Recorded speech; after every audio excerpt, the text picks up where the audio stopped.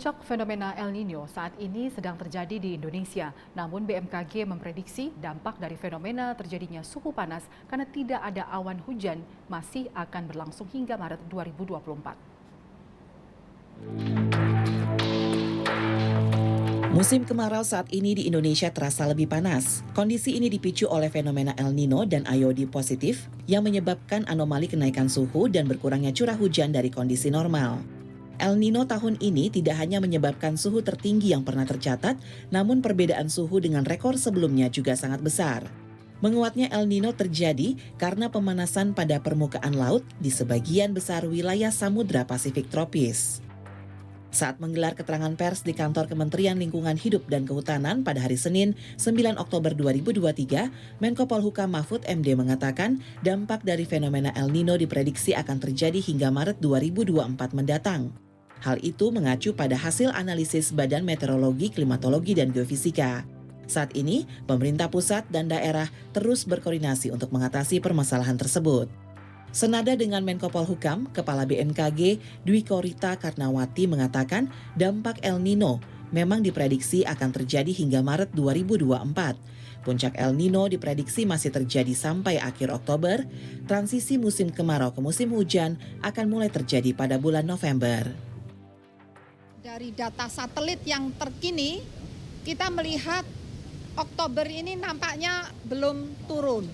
Jadi puncak ini masih bertahan, diprediksi sampai akhir Oktober. Dan bulan November mulai terjadi transisi dari kemarau ke musim hujan. Jadi sebenarnya El Nino-nya masih akan berlangsung diprediksi dari moderat sampai akhir tahun dan melemah di bulan Februari-Maret dan berakhir di bulan Maret. Artinya masih cukup panjang beberapa bulan ke depan. Namun alhamdulillah karena adanya angin dari angin monsun dari arah Asia sudah masuk ya, ini mulai November. Jadi kita akan insya Allah mulai turun hujan di bulan November, artinya pengaruh El Nino akan mulai tersapu oleh hujan.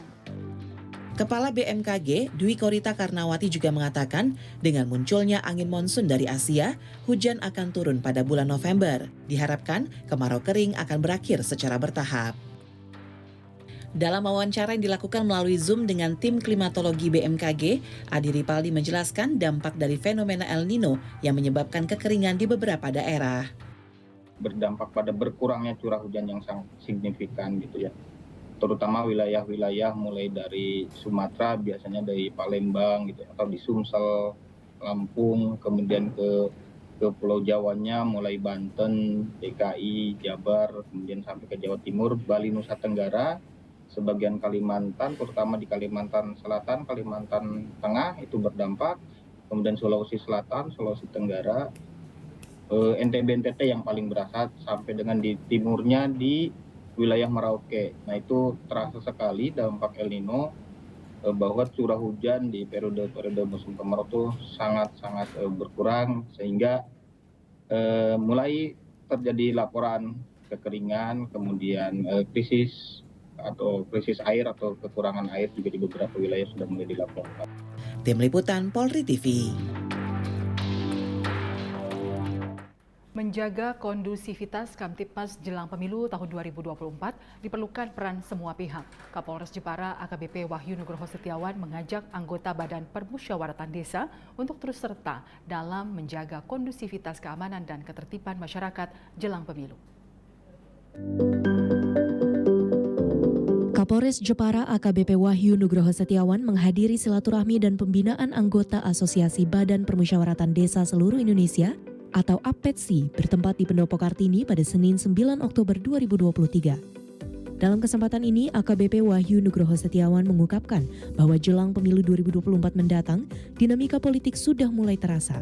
Untuk mencegah terjadinya gangguan Kamtibmas, Polres Jepara melakukan berbagai langkah persiapan dan pengawasan.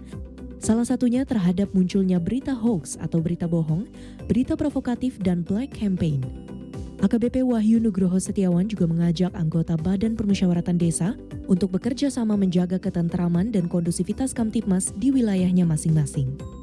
Kita perlu untuk selalu bekerja sama, khususnya kami dengan aparat kepolisian, saya Kapolres, di Polsek ada Kapolsek, di desa ada Pak Babin Kamtimas, perlu untuk terus bersinergi. Jadi kami mengucapkan terima kasih atas kerjasamanya, dukungannya dengan tugas-tugas Pak Babin Kamtimas di desa-desa, sehingga ya tugas-tugas kepemerintahan, Kamtibmas, dan lain sebagainya bisa berjalan dengan baik. Sementara itu, Ketua APETSI Kabupaten Jepara Junaidi menyampaikan, anggota lembaga BPD yang berjumlah 1.070 anggota akan menjalankan fungsi BPD, yaitu menampung dan menyalurkan aspirasi masyarakat desa, serta melakukan pengawasan kinerja kepala desa. Hal ini dilakukan untuk mewujudkan masyarakat Kabupaten Jepara yang maju dan sejahtera.